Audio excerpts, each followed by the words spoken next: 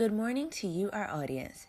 Ted and Ed TV channel welcome each of you to our weekly Saturday broadcast where we give insightful views on economic, political, world, and environmental issues concerning how money connects those matters. Our hosts, Mr. Ted Harvey Sr. and Mr. Edward Bishop III, are now taking each of you into our world of money and its value, along with the evils that come from the greed of hoarding financial power. He that controls the gold controls the important decisions in this world. Good morning or good afternoon. How you doing, Ed? I'm doing great, Ted, and how are you? Good, good. We want to welcome our audience, those people that are listening to us through our YouTube channel, Ted and Ed TV show. Welcome. And we're about to get off on some real interesting topics this morning. We want you to check us out on Facebook, The Money Connection, and our website, Ted and Ed, moneyconnection.com. Ed, let's jump right into it. Some big topics this this week. A lot of things happened. You know, everything is moving. One of the things that that we want to talk about is what's going on in politics. We want to talk about a little business, but then a lot of things are happening in politics. I know that one of the things that's going on is that I understand that the House just passed the budget. And what's your thoughts on that? Well, Ted, I feel that we are in an age here where this country is really, really, really becoming a place where I question what's going on here. I been getting, I don't know exactly everything that's in the budget, but there are some things that's in the budget there that the Republicans are trying to pass now. This is going on to our 10th month in 45's administration. And 45 has been trying to pass some kind of a major budget that he can put his name on. You can say this is 45's big thing that's for our country. Well, when you try to take away monies and stuff or health care from people and they fail doing that and then turn around and in their budget process do the same thing that they try to do in healthcare behind closed doors there, well, it seems to me to be asinine. It's almost being stupid. It's being illiterate to take part of their budgets and stuff now is to take monies and stuff away from Medicare. Medicare takes care of all of our senior citizens. They need that money for their health care. And to turn around again and try to take almost $1 trillion away from Medicaid. That's the same thing they tried to do in repealing and replacing Obamacare, as they call it, or the Affordable Care Act. Those things are trying to do the same thing over again in the budget process that they failed to do in trying to repeal and replace the Affordable Care Act. But in all of this thing, it seemed like their main focus, and everybody keeps saying this, that this budget and stuff is here, and once they get it passed, they're going to have enough money to give billionaires, that top 0.5% of our population, tax cuts. And to do that, it doesn't make any sense to me. I don't think it makes any sense to even some of the Republicans who are trying to pass this thing. It's just the leadership there from the White House to the Speaker of the House to the Republican leaders of the Senate and everything, the Senate Majority Leader. They all are in cahoots to give millionaires and billionaires and stuff tax breaks. And why would you want to do that? It doesn't make any sense. That you're taking money and you're cutting it from these programs, but in turn, you're turning around and destroying people's lives, the people out there who you need to continue to pay into the coffers here to keep this country running. And it's a situation that I think that is just, I don't know, it's just out of hand. And I don't believe that this budget and stuff is going to pass. Why they did that in the House, I have no idea. They barely got it through. There were some Republicans who didn't vote for it. So if that same percentage goes over into the Senate, then they're not going to pass it, that budget again. It's not. It's going to fail.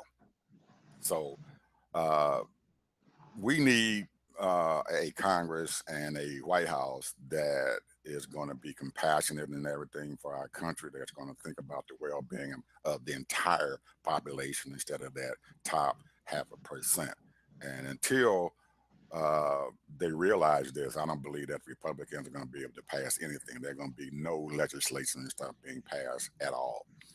And it's So a you don't shame. think, so you Go ahead. don't think that you don't think that they're gonna pass this budget that they passed from the House? It's not going to And make so- it. And I don't think it's going to make it because the same thing that they did and failed with the repeal and replace the Affordable Care Act is those same things are in this budget. If you look at it, actually, if you look at it, those same things are in this budget. Cutting monies and stuff from the that 6% of our economy, which is our healthcare. They're cutting that healthcare. They're trying to reduce that 6% of our economy and stuff down to maybe 3.5% of the economy, so they can take that extra money and everything and give it as tax breaks. Same thing they wanted to do in the repeal and replace. Well, how many votes they need to get that passed over in the Senate? The same as they did with the Affordable Care Act. They have to get at least 50 votes and stuff from the Senate. They have to get 50 votes from them. Well, your senator from Maine, if the Democrats and stuff are really strong about it, they're going to pull her into their thing because they're cutting this money and stuff from healthcare again. So hopefully the same people who voted against the Affordable Care Act will turn around and vote against what they're doing and stuff with this budget, or figure out some kind of way to take all those cuts and stuff away from that budget. But if they do that, then they're not going to be able to pass the budget and stuff in the Senate because then they won't be able to do it through that resolution process where they only need that 51 votes. If they can't maintain that percentage amounts and stuff between what the House has passed and what the Republican Senate and stuff wants to get passed, then they won't be able to do it through that resolution process. And they have to have 60 votes and stuff then. So it's a game of semantics, I would guess you would say. It's just, it's crazy. And I don't believe that 45 even understands what's going on and stuff there, because if he did, I think he would have gotten into the process and stuff earlier than waiting until it gets into the Senate and it doesn't pass, and then all of a sudden he wants to beat up those Republican senators and everything because they did not vote for it. Well, that's true. I mean, a budget has to go through, and eventually a budget will.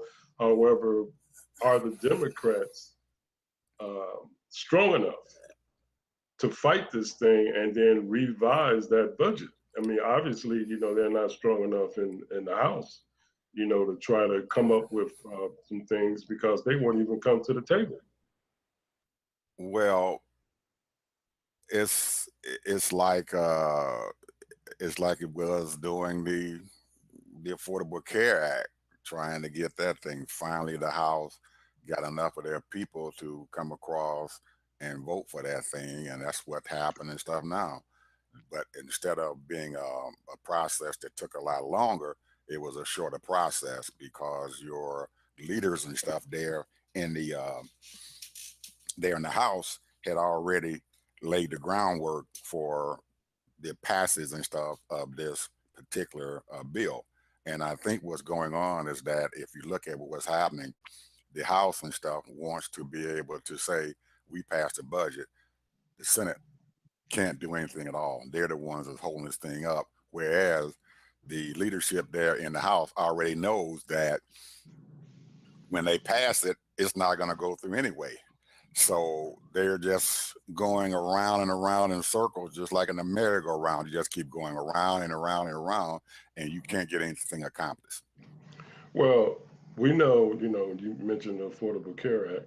We know for a fact that number 45, he took the advertising budget, which was $100 million, to let people know, and had people answering the phones all over the country of signing people up.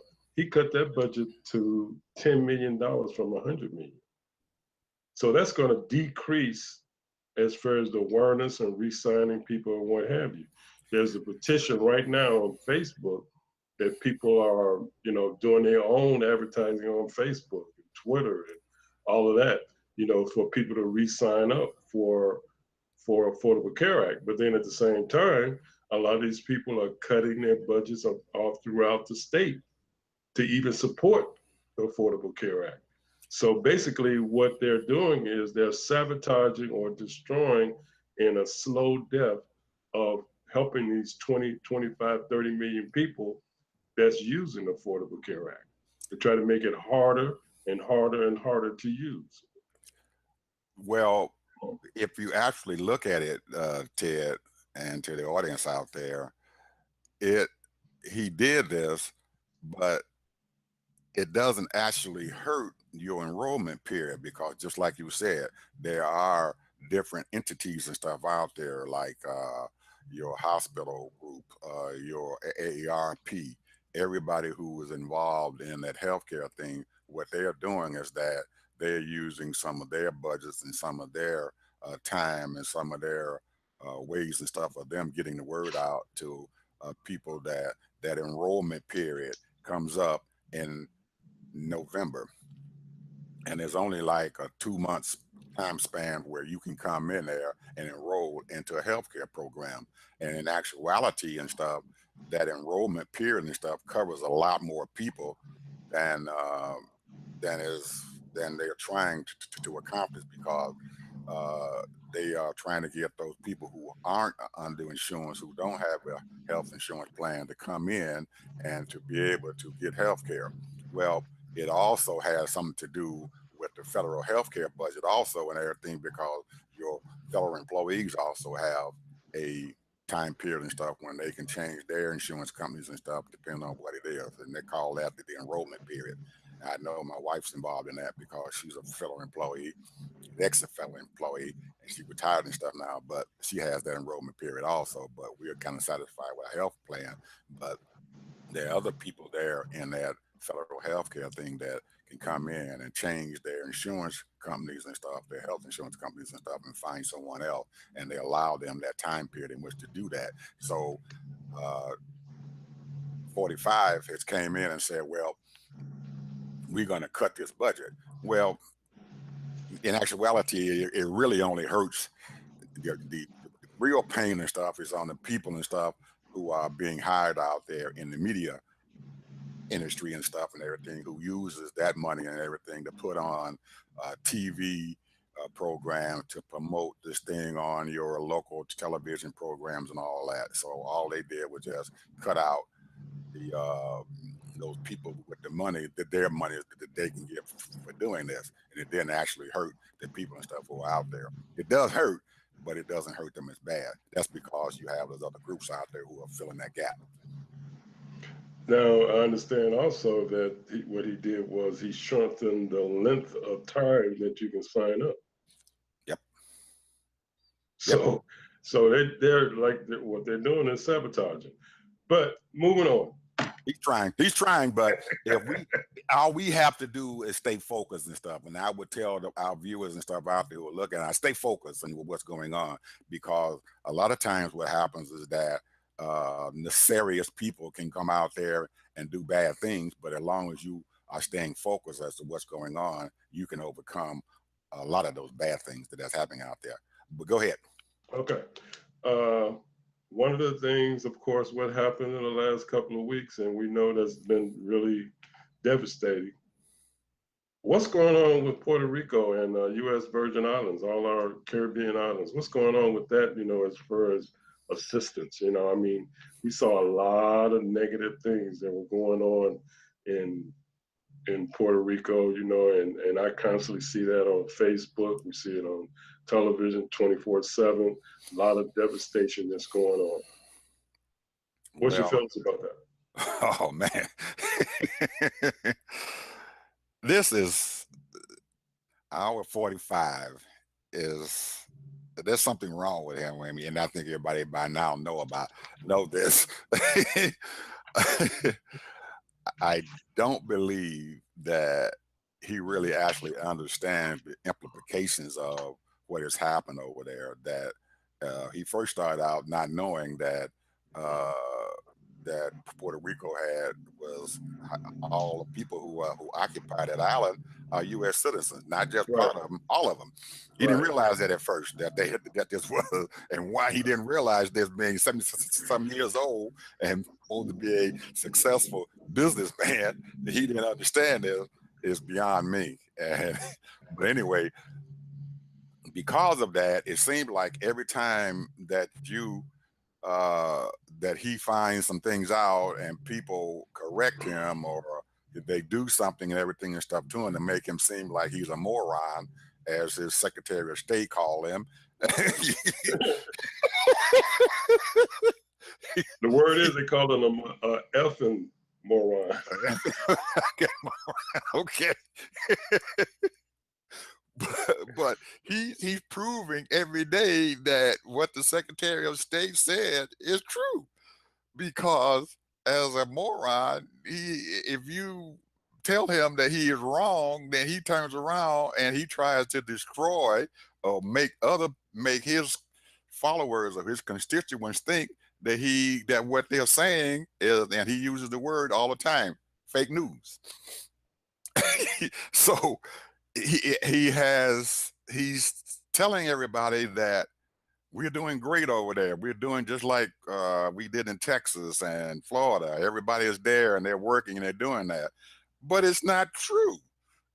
Nobody is there. They've got 95% of the people over there don't have electricity, and they Yeah. still don't have it. And there's still no uh, process or anything going through to help them to get electricity back in their country. They are already saying that at the rate that they are going, it's going to take them at least 6 months, maybe 9 months before the island has electricity. Which brings to the point, on the business side, our boy, our main man who's supposed to be today's genius, Musk, Elon Musk. He's saying the word is that what he can do for Puerto Rico is he can use the Tesla batteries for the whole use electric system. He's got it. He's going to. That's his what he would like to do. So change the whole thing, which goes to my point of regeneration. He has a point. Well, he might want to do that, He but has then a point. who's going to be running that show and making billions of dollars? Well, let's talk about who Elon Musk is first, so people can understand. Because I don't believe a lot of people know who he is. He's kind of a modern day eccentric, I would guess you would call him. he he has a company that produces these electric cars, and they've been doing it for a long, long, long time. And his cars run off of batteries. Well, according to if you his company is out there in the state of Nevada.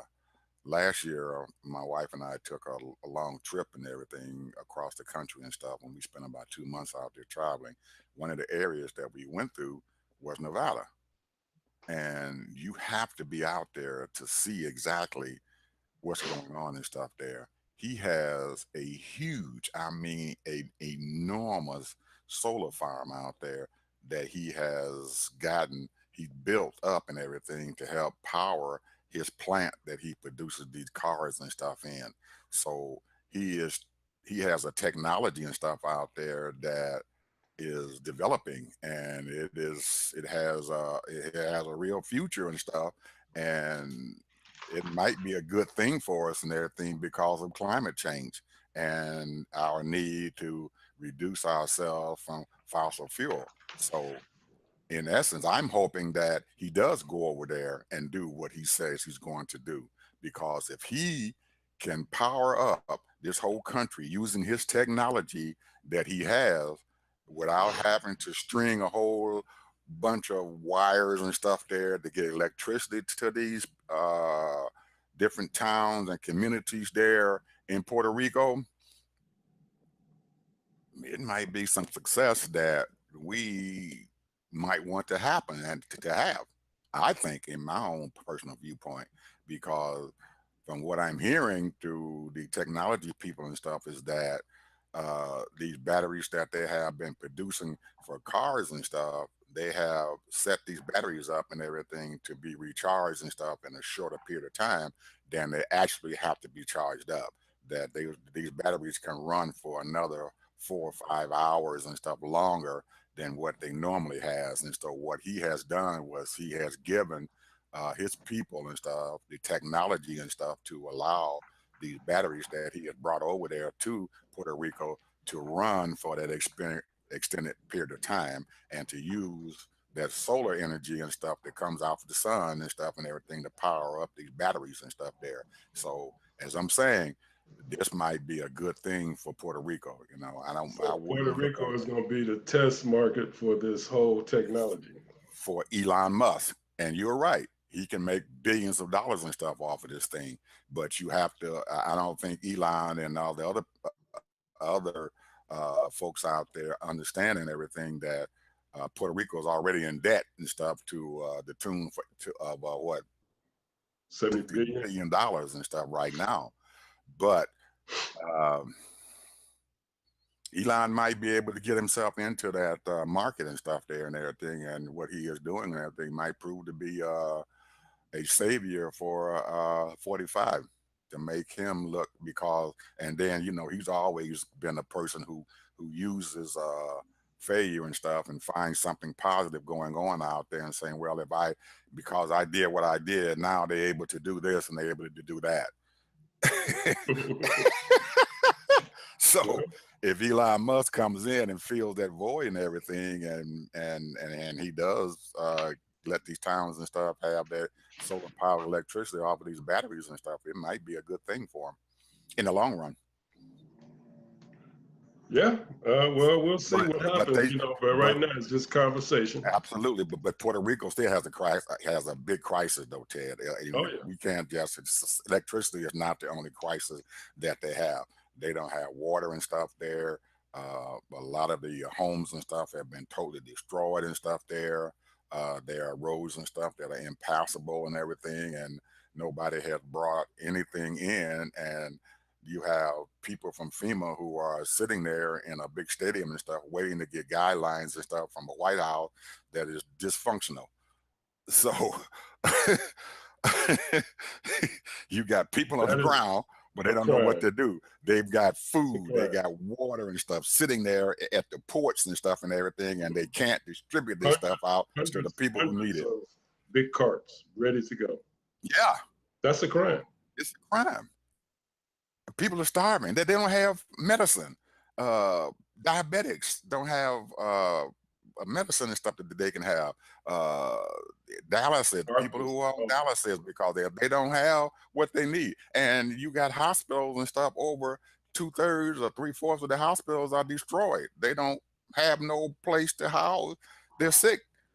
It's just a national disaster that is continuing to make our country look like we are dysfunctional now, from being a place where people want to come to the land of the free, the home of the brave, is no longer the land of the free and the home of the brave.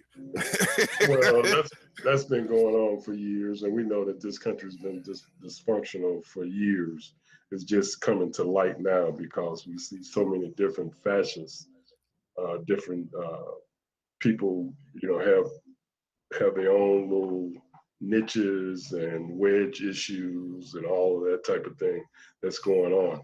But moving on, I want to stay in the business area because here's the bottom line as far as the business area. There is a war going on in the retail business. Mm-hmm. We got Amazon, we got Microsoft, we got Walmart, we got Costco. All of these businesses are trying to get that market as far as e-commerce and delivery. That's their whole thing.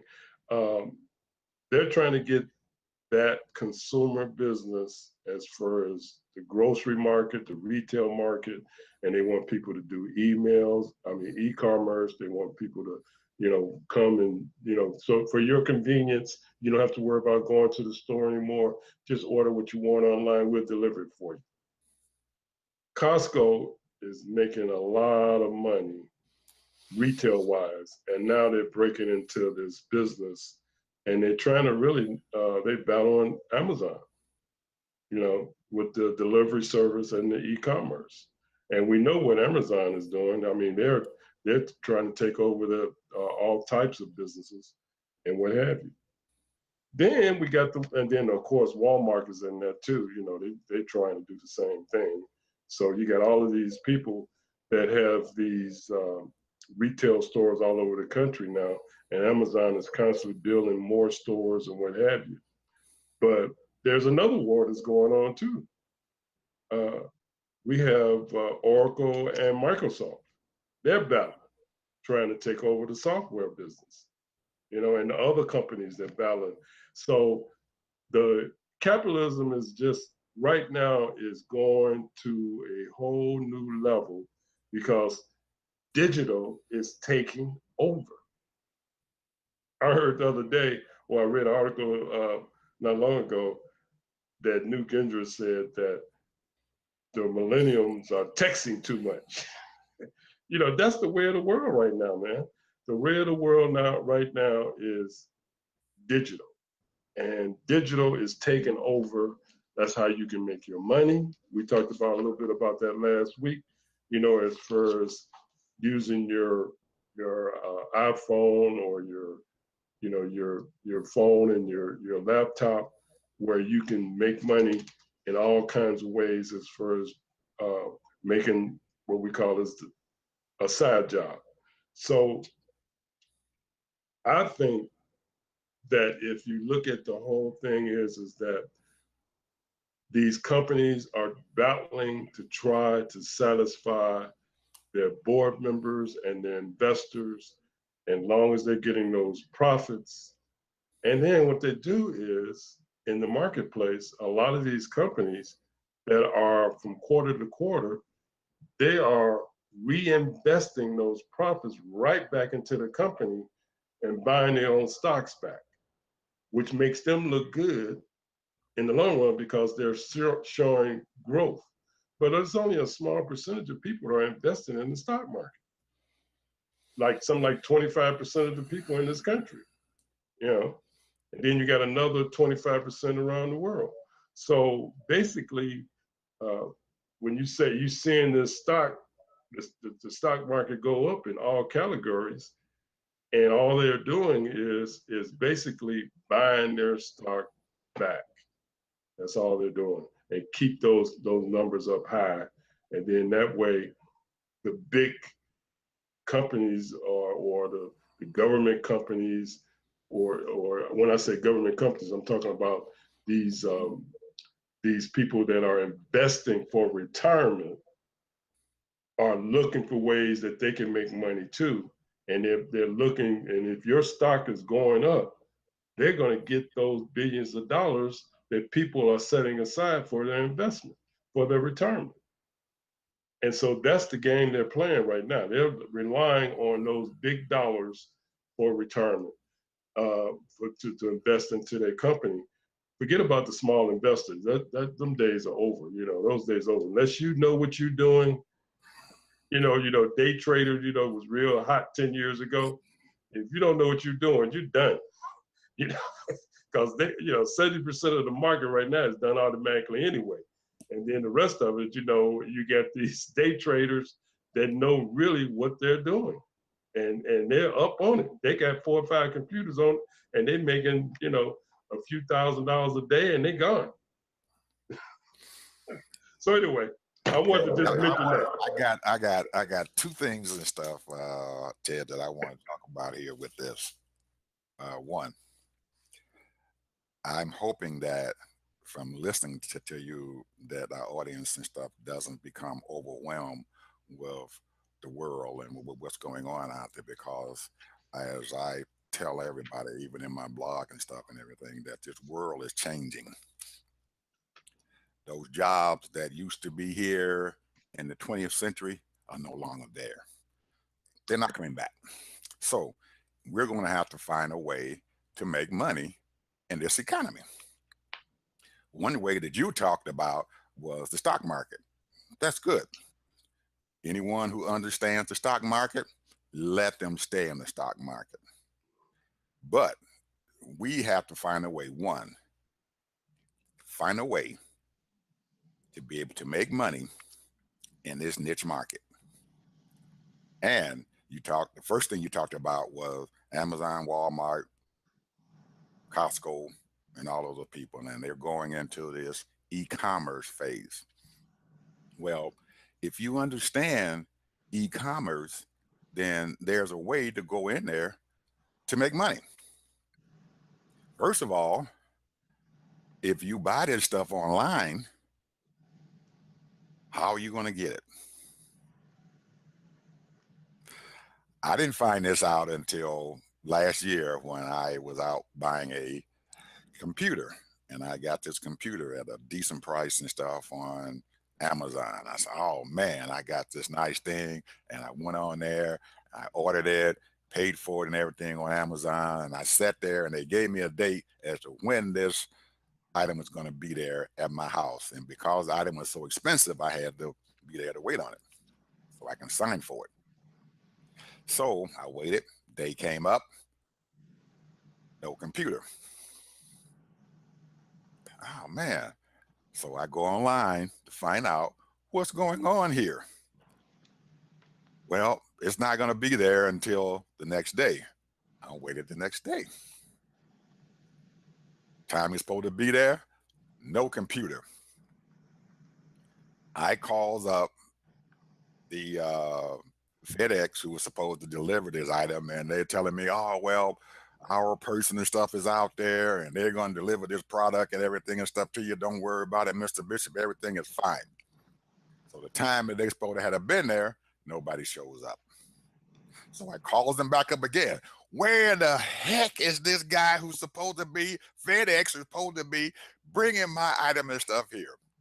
Well, while I'm on the phone arguing with FedEx about where is my item at, they said, well, we think it's there, Mr. Bishop. I say, it's not. The guy hasn't came here. I'm supposed to sign for it. We'll go and look. There was my package sitting on the front step. But I say this, Ted, and I talk about this because afterwards I was talking to the supervisor and stuff who was in charge of their logistics and stuff there in that area and stuff where my package was supposed to have been delivered. And he confided in me that because FedEx is not a large enough company to take on all of this business that Amazon has created. So what they did was that FedEx contracts a person to deliver their products in a certain area. And these people have a 3-day window in which to deliver the product. So I get out, oh man, that's what's going on. He said, hey, we don't have anything to do with that, Mr. Bishop. There's other folks out there, and there's another part of our company, and that is not under our purview. We don't have no control over that or anything. And it dawned on me. That is a niche market that someone, if they have any foresight or whatever, to grab that market and start delivering products. All you need is a truck, so large and everything, and be able to go out there and deliver these products and stuff that Amazon and stuff Absolutely. has already started. That is a market out there that can be exploited by the little guy.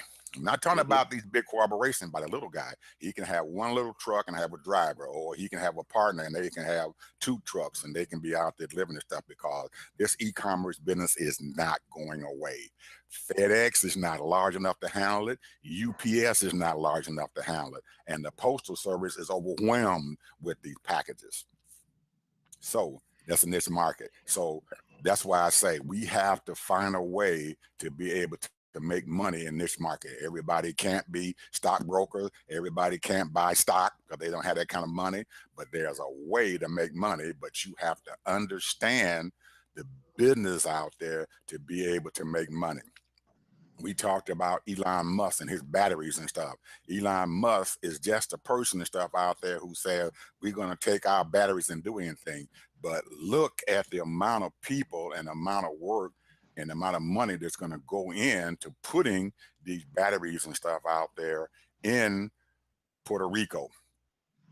He can't do it by himself. He has to hire people. And once those batteries and stuff get there into the thing, into those areas and get into the homes where they are, somebody has to come out there and maintain these batteries. That's a job. Somebody has to come out there and put these batteries and stuff in there. That's a job. Somebody has to maintain that power source and stuff that they need and everything to run these batteries. That's a job. I got you. Okay. Absolutely right. You're Okay. absolutely right. And the same thing goes with Oracle, and the same thing goes with Microsoft. The same thing goes with, and you mentioned upon it, Amazon. Amazon's getting into that market of food. They went in there and they bought out Whole Foods. Man, everybody's all excited. Well, Amazon's going to destroy the whole market. They come out buying this stuff. Same thing goes on with Whole Foods. You find a way to make money. You got to find out the way to make money, and right now it's not the traditional ways, as far as going to a company and thinking that you're going to get a customer service job or you're going to get some type of labor job or what have you, because automation and technology is taking over. Absolutely. And so that's our thing. We have to do this, and you are not capable of doing that because you didn't go to school long enough, or you need the education to figure out what's going on, and you need to study your competition out there. You need to study what they're doing and how they make money, and figure out how to make money in that environment that they're in. Because, like you said, Ted, there's no more jobs and stuff out there, and you can't go to the employment office anymore and stuff and say, "Hey, I'm gonna fill out an application and stuff to get a job there." You have to create your own jobs. That's right.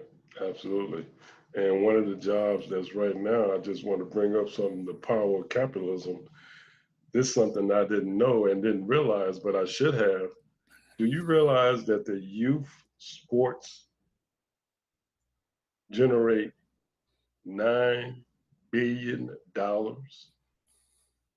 Youth sports. That's a niche within itself. That's crazy. $9 billion. I mean, when you break it down, I'm talking about, this is how capitalism, in my mind, works. They look at a segment of how much money is that particular segment bringing in, and where is it coming from? How are they making money off of that? Mm-hmm. The uniforms, the coaching, all of that. People are making money off the youth from the parents, because we raise kids, and what do?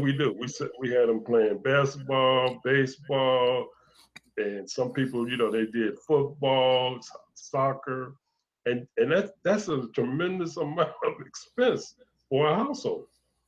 And that market is $9 billion. Now, I'm not too far from Orlando, and Orlando got a multi-complex for the youth. I mean, they got baseball fields, basketball courts, they got everything you want to name. And people every weekend, and even during the week, hundreds and hundreds of thousands of people come there to see their youth play.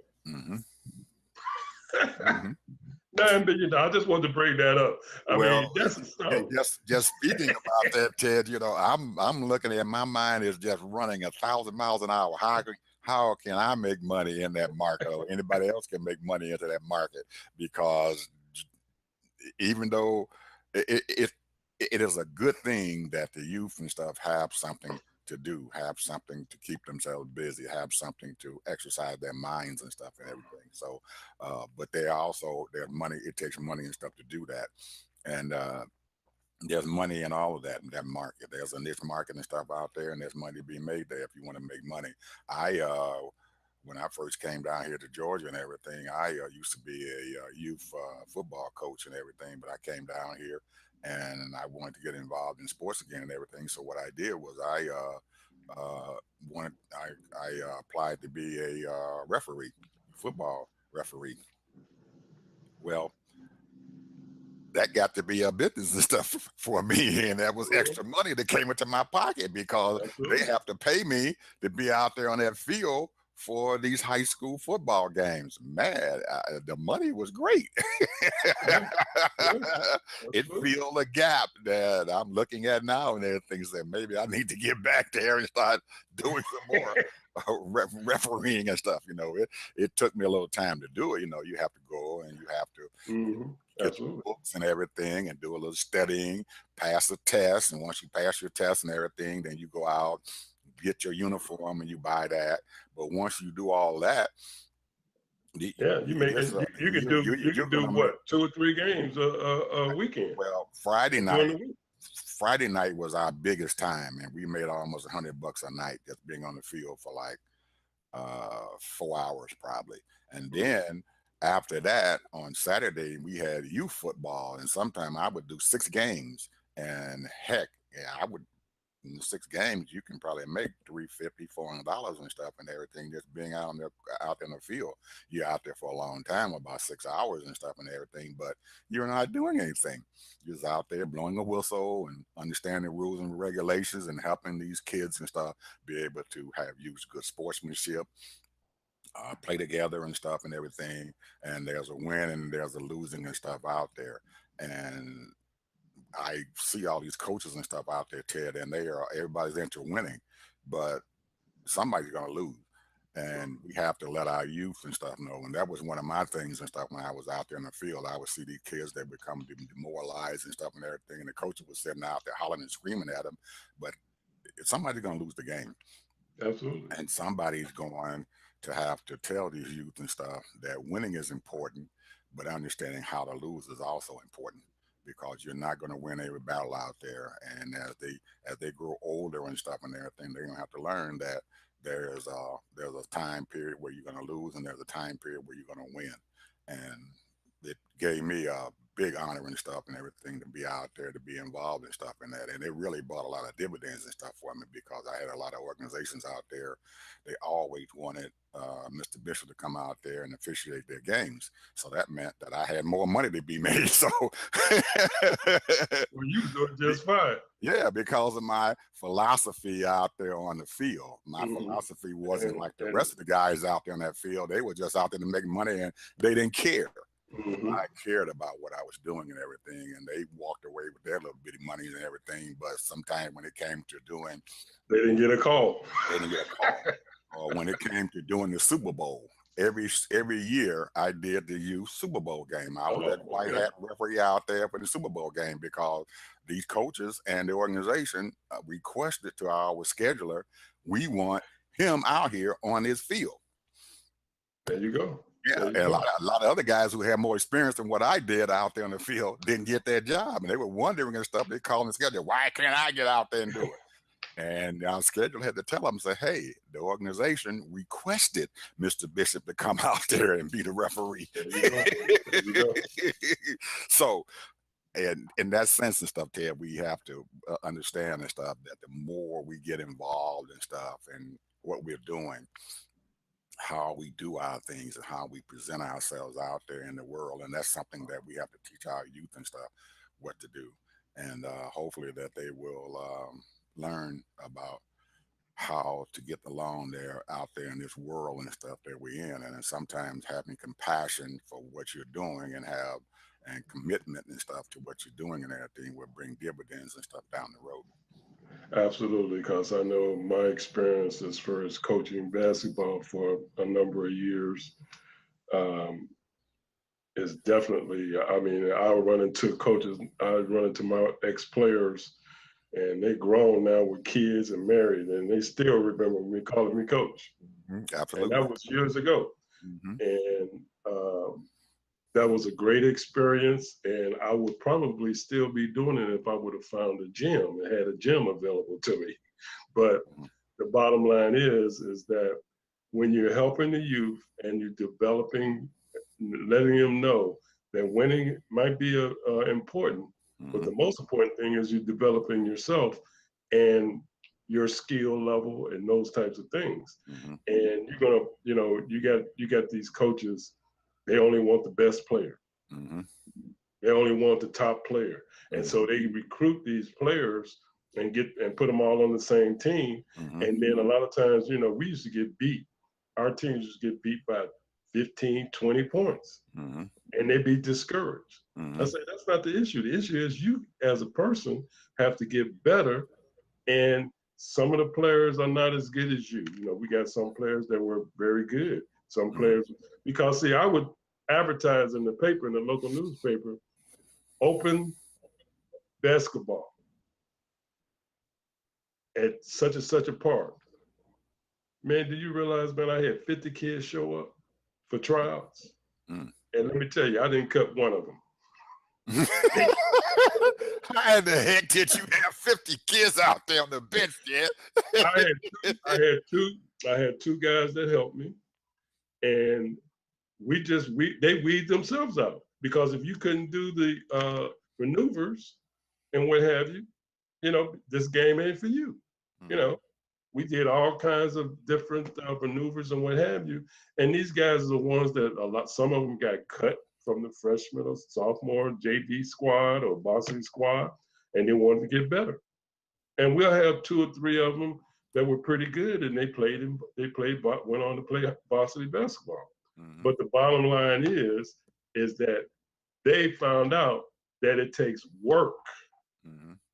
It takes work to be a good athlete. You can't just walk on the floor and think that you can play basketball just because you can shoot a basket. Mhm. So anyway, Yeah, I that's know. a I know. $9 billion industry. Business, and it could be more than that out there, because when you start talking about youth sports, it goes up into high school sports and it goes into Absolutely, college sports and into major league sports. So, and absolutely. all of them, as they move up, that budget and stuff gets exponential and stuff and everything, and the amount of money that these folks make. Because when you consider that in professional football, that a lot of these teams and stuff now are worth $2 and $3 billion and stuff. This is just unbelievable what's going Unbelievable on money. out there in sports. Yeah. And that's the money thing out there. It's all about money, what's Money. going on. So we talking about about industry. We talking about the digital divide and stuff there. We talking about e-commerce, and you talking about all that stuff and everything. And it all has to do with making money. And that's how this country and everybody else in the world is starting to make money and stuff in these particular industries and stuff out there. So Well, hopefully, money and power is the two major things as far as that goes, and to a certain degree, unfortunately, you got people that are. I mean, what was that guy's name that played in this movie? He said, "Greed is good." You got a lot of greedy people, and that's the problem. You got so many greedy people. It's just not enough. You know, and getting back to politics, and I think that what causes greed, because they want to keep power, is a big thing that's been going on that was in the course of they getting back to politics is gerrymandering.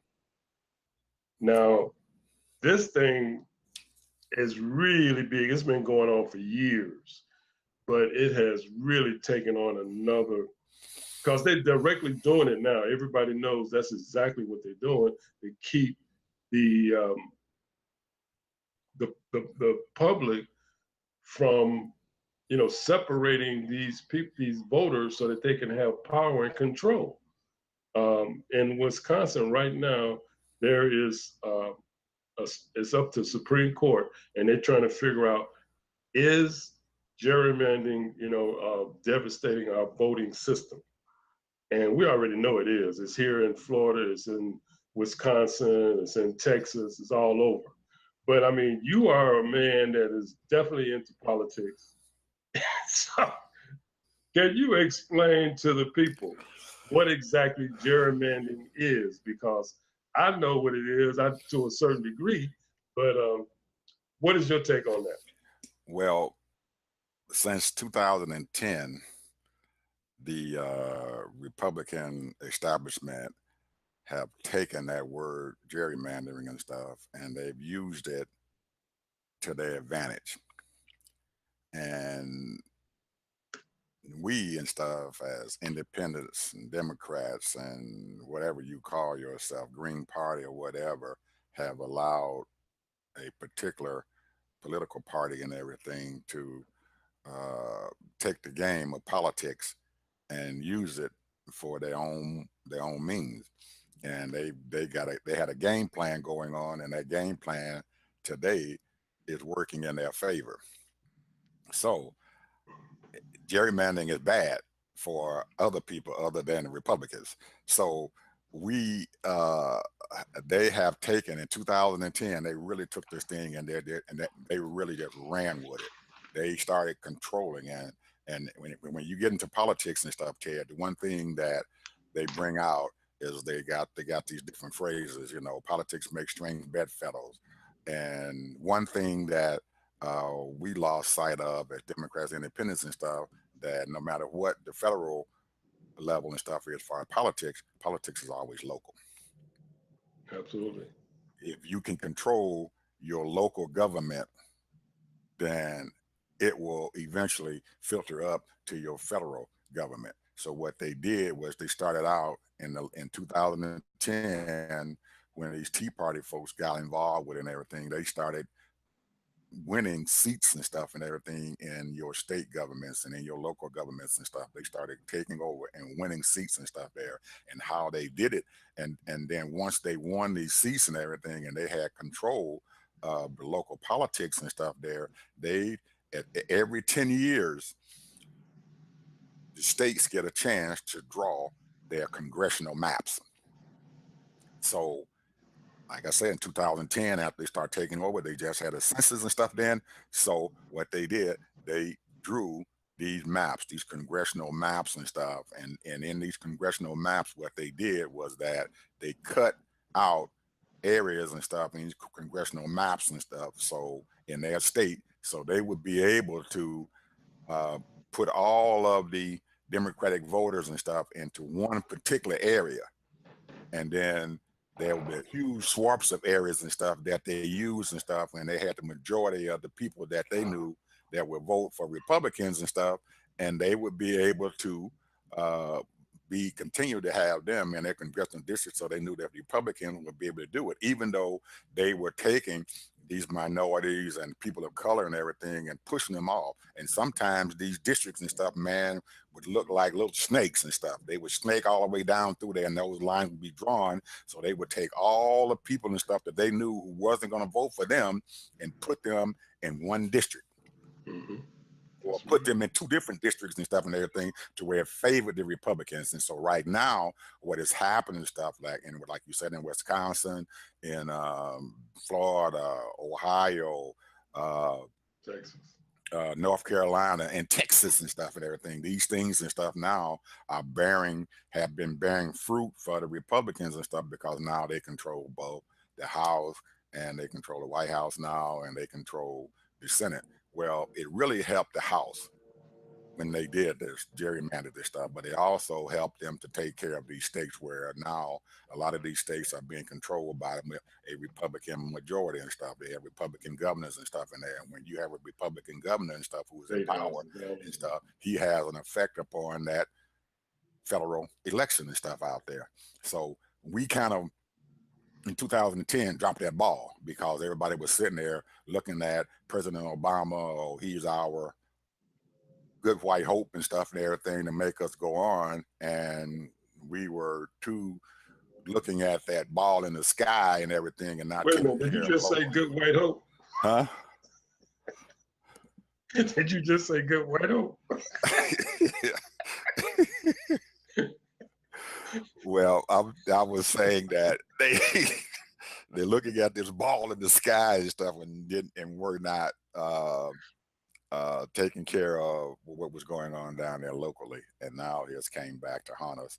So now what has happened is that the state of Wisconsin and stuff, the Democratic Party has filed a lawsuit and stuff against the state from gerrymander, and their lawsuit now is going on to the Supreme Court, and they're saying that it's illegal for them to do that, draw these maps and stuff like that, and take out uh, one vote, one person, and they Yeah, want to be able to change that to say where your vote should matter no matter what you know.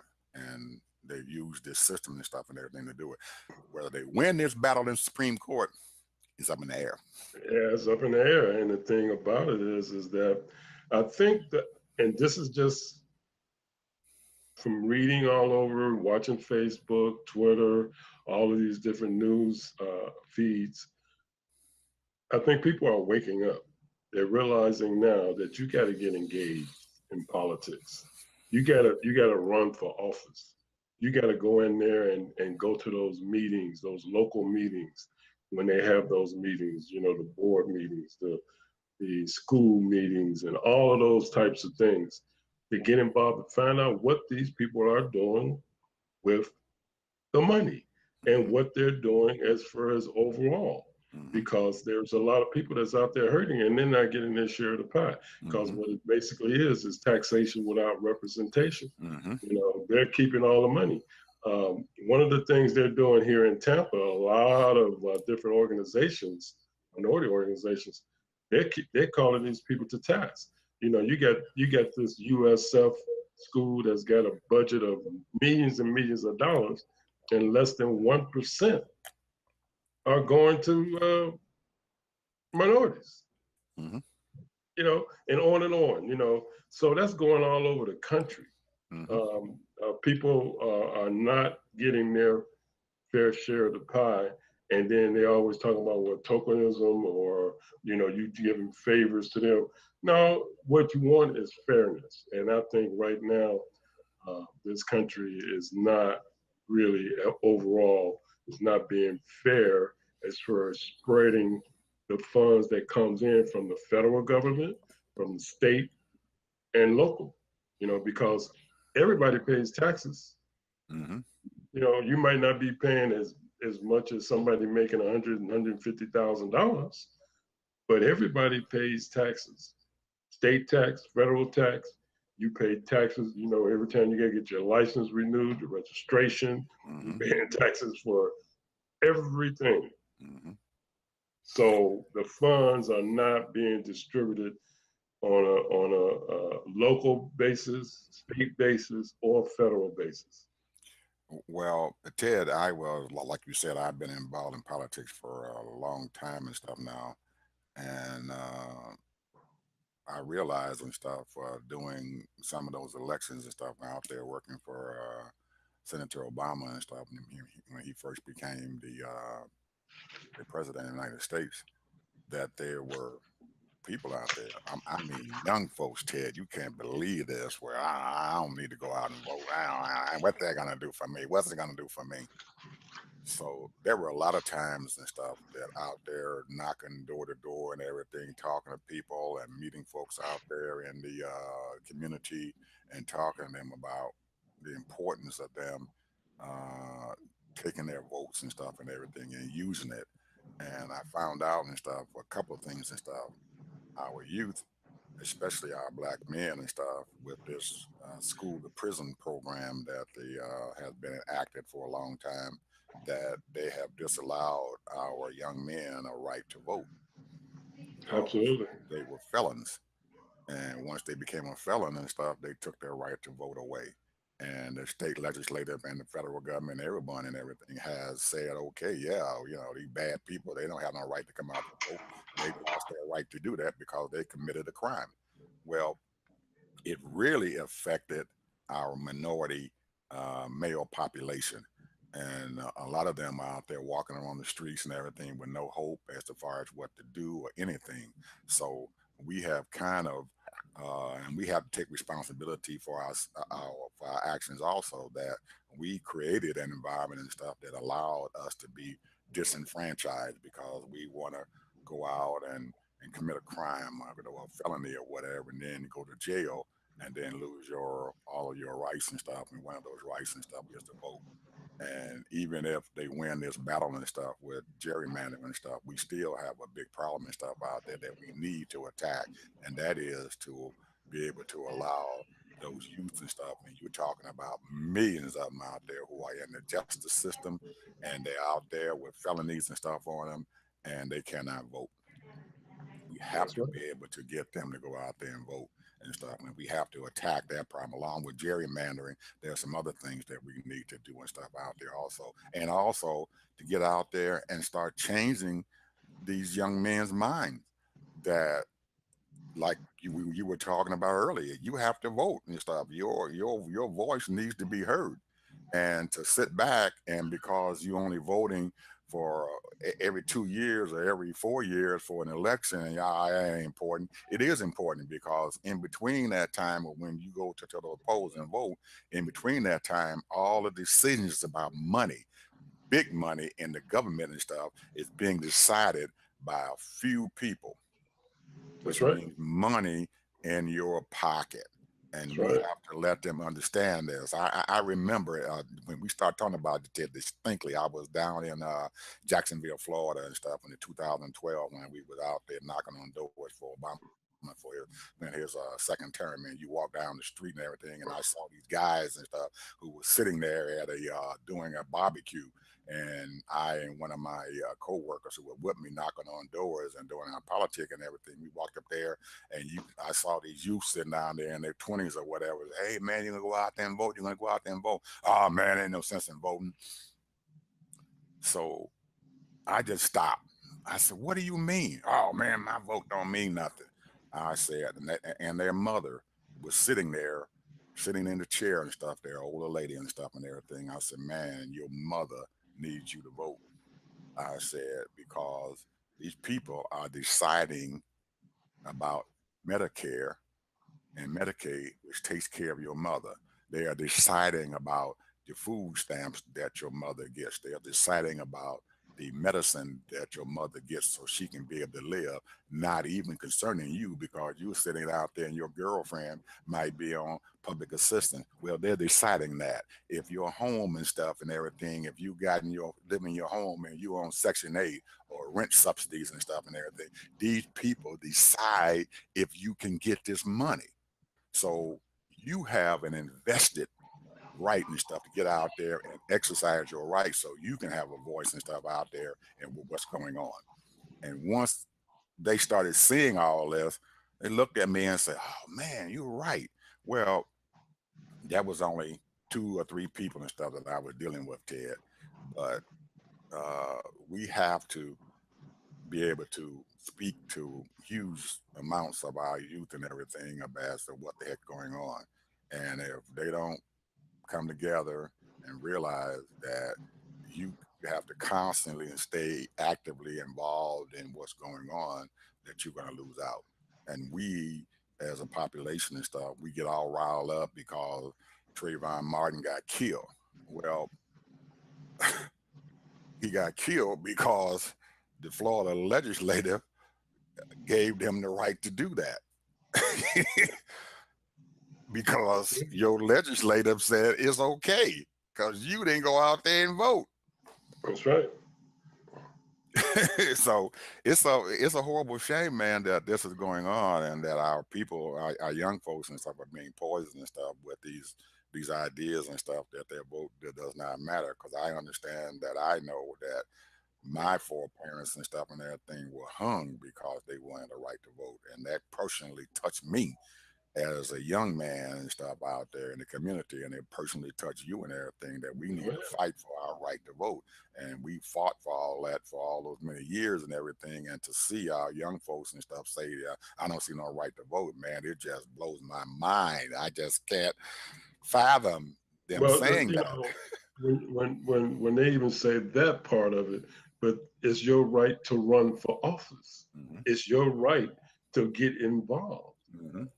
You know, if you are a political type person or you're concerned about your community, then you should be going to those board meetings. You should be going to those commissioners meetings and what have you. And even if you don't say anything, listen Hmm. and find out what they're talking about. Hmm.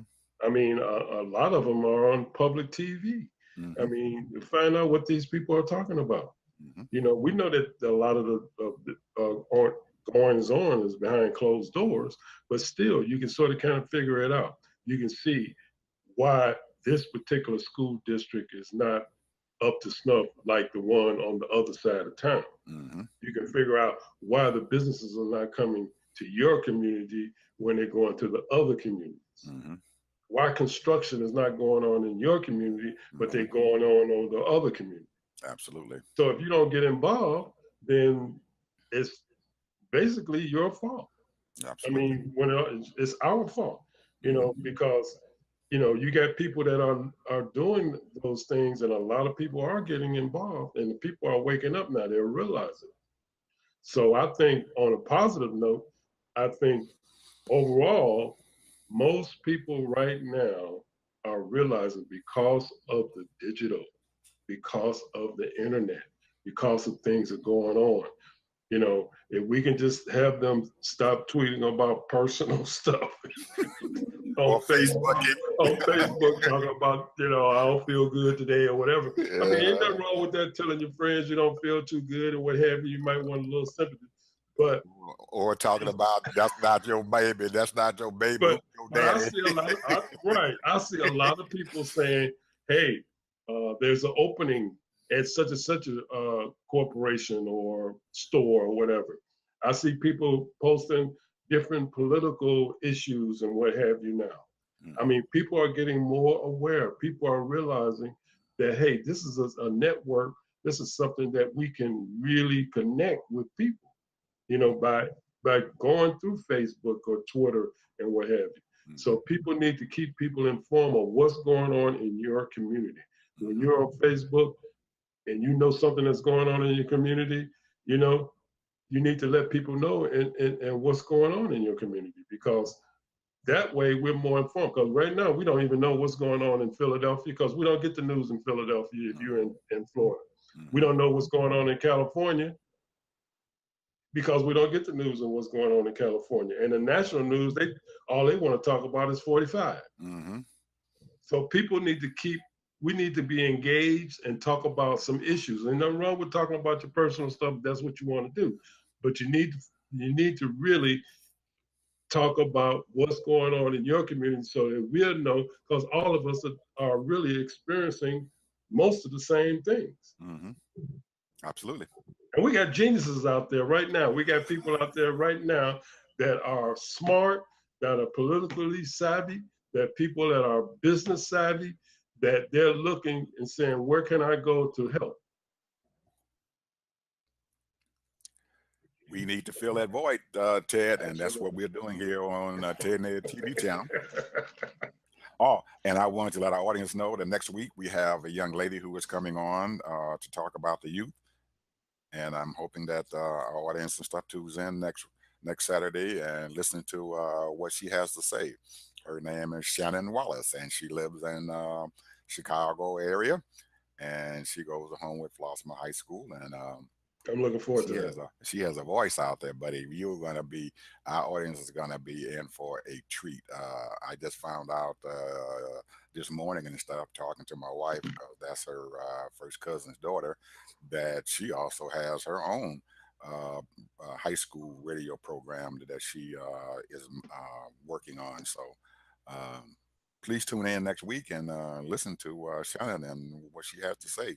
We have big, big, big topic of items and stuff for her, and My partner here, Mr. Harvey, thought it was a little bit too much for her, but I think the more we have her to talk about, the better it is, and the better we can understand about our youth and stuff and how they feel about what's going on in this country and Absolutely, absolutely. the future that they are looking forward to working in.